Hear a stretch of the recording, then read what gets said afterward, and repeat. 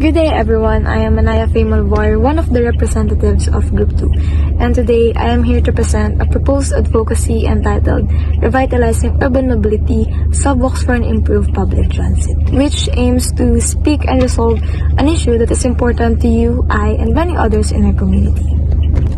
In this presentation, you will be provided the background, the introduction, the problem, the policies involved, as well as the benefits that this advocacy will generate. The current issues here in the country that this aims to ease are the sidewalks that are often too narrow, broken, or taken over by vendors and parked vehicles. Additionally, in some areas, sidewalks don't even exist, forcing people to walk dangerously close to moving traffic. And lastly, this creates serious safety risk for everyone, may it be for workers, students, senior citizens, and persons with disabilities. So, the main reason behind this problem are poor urban planning and weak enforcement of regulation. In a lot of cities, the focus has been more on, roads for cars instead of creating safe spaces for pedestrians. Kaya madalas na-overshadow ang mga sidewalks at pedestrian infrastructure.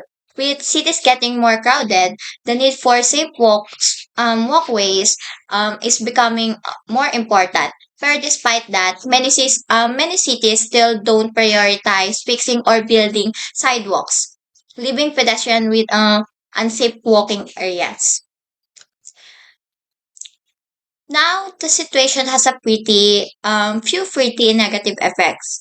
First off, it causes more traffic congestion because people are forced to drive instead of walking. And that leads to more road accident, especially involving pedestrians. Mahirap din makapag ikot sa cities kasi nga people are stuck walking on unsafe street, which makes daily commuters or commute stressful and dangerous. With crowded streets and safety risk on the rise, it's time to take the next step underground. Our solution? Subwalks. Subwalks are underground pedestrian pathways that provide safe, accessible, and unobstructed walking spaces. They can reduce road congestion and improve public transit efficiency. Creating subwalks will promote a more pedestrian-friendly environment. To strengthen our proposal, we've explored existing policies, such as the Puerto Princesa Street Sidewalk Working Ban Ordinance, Representative Gary Alejano's Unobstructed Sidewalks Act, Mandawi City's Anti-Abuse of Roads and Sidewalks Ordinance of 2019, Land Use Planning integrating subwalks into the urban fabric, and lastly, Accessibility Law, Batas Pambansa bilang 344. First is the Puerto Princesa Street Sidewalk Working Ban Ordinance. The purpose of this is to ban the use of sidewalks as workspaces or store extensions. The author is Councilor John G. Rodriguez. The fines are 1,000 for first offense, 3,000 pesos for second offense, 5,000 pesos for third offense, and possible business license revocation. Confiscation is tools and equipment used in violation. Mandawi City's Anti-Abuse of Roads and Sidewalks Ordinance of 2019. Purpose: keep sidewalks and roads clear for pedestrians. Sidewalk width requirements: 1.2 meters on barangay roads, 2 meters on city roads, 3 meters on national roads, and confiscation. Tools and equipment used in violation. Enforcement: Road Clearing Task Force. Fines: 5,000 for repeat violation and other penalties. Confiscation of goods, impounding of vehicles, and demolition of illegal structures. Loss of permits for businesses with repeated violations. And Rep. Gary Alejano's Unobstructed Sidewalks Act, House Bill 8017. Purpose: penalize use of sidewalks for commercial and personal activities. Prohibited activities: vending, shoe shining, washing clothes, vehicle parking or repair, storing materials, and etc. Penalties: fines of 10,000 to 30,000 or imprisonment 6 months to 1 year. Fines for local officials who fail to enforce the law, 100,000 to 500,000. Land use planning, integrating subwalks into the urban fabric. So to effectively integrate subwalks into our urban landscape, we need to consider comprehensive land use plans or CLUPs. So CLUPs are long-term plans that guide the development of cities and municipalities. They are essential for integrating subwalks into the overall urban design. So, one key consideration for CLUPs is connectivity, ensuring subwalks connect to key destinations such as public transportation hubs, commercial centers, and residential areas. This ensures a smooth and efficient flow of pedestrians, reducing congestion and promoting walkability in cities.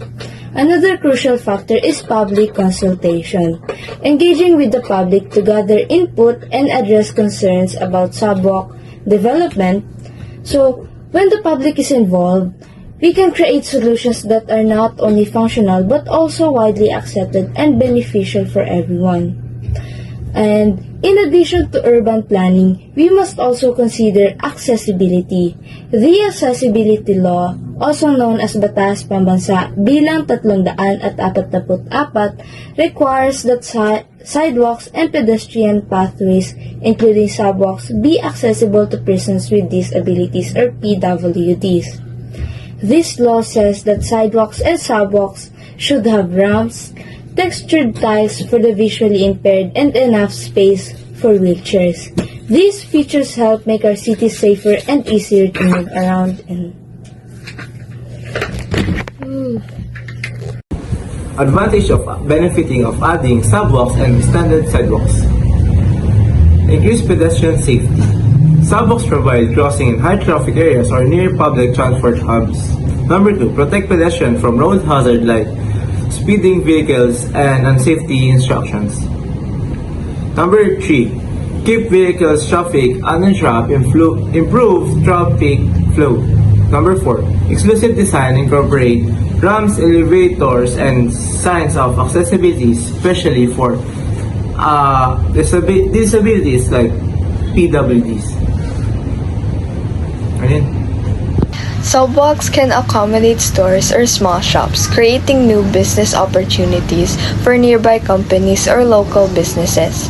People who use subwalks may stop by to purchase food, beverages, or other goods, increasing revenue and helping small business owners. This increased foot traffic can benefit restaurants, shops, and entertainment venues, which would boost the economy and enhance the city experience for both locals and tourists. Next, subwalks are safer and easier in high traffic areas because they separate pedestrians from vehicles, which in turn reduce the risk of accidents. They allow people to cross roads without waiting for traffic lights, improving both pedestrian and vehicle flow. Subwalks also offer protection from harsh weather and often ramps or elevators for accessibility, making movement safer and more convenient.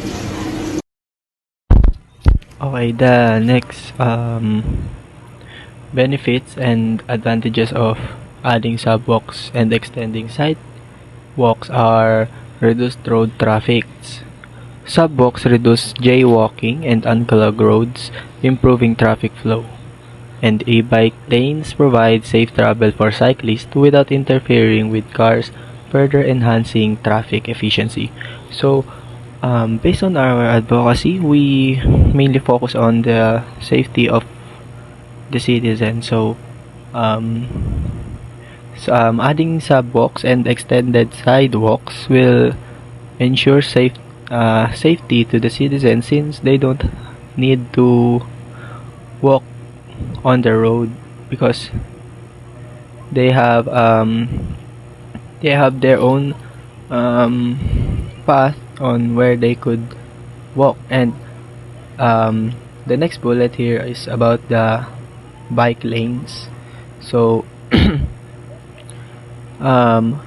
pagdagdag ng bike lanes, e-bike lanes, will enhance traffic efficiency since hindi na nila kailangan na manggulo pa sa mga kotse, sumingit-singit, and gumit na sa kalsada. Next advantage naman is eco-friendly and accessible cities. Expanded sidewalks and subwalks create more inclusive cities, especially for seniors, parents with strollers, and PWDs. Dito naman, pinapakita namin kung gaano ka-importante yung sidewalks sa mga matatanda, sa PWDs natin, and syempre yung mga magulang na may dalang bata.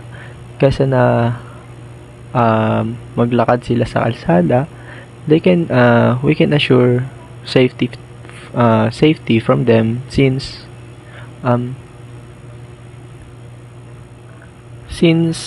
hindi nila kailangan na mangambala pa na kung safe ba sila sa lalakaran nila. Then next bullet is encourages walking or cycling for short trips, reducing car usage, cutting carbon emission, and improving air quality.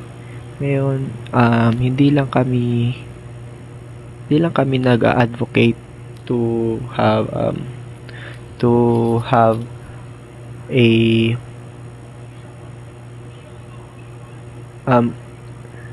safe environment, and we also advocate people to have a physical lifestyle.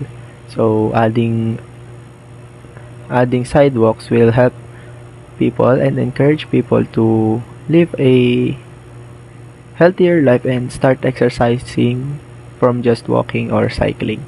Then the last bullet would be helps combat climate change by promoting environmentally friendly transportation.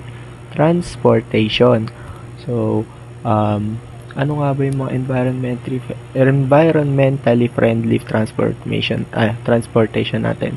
Yun yung walking and cycling.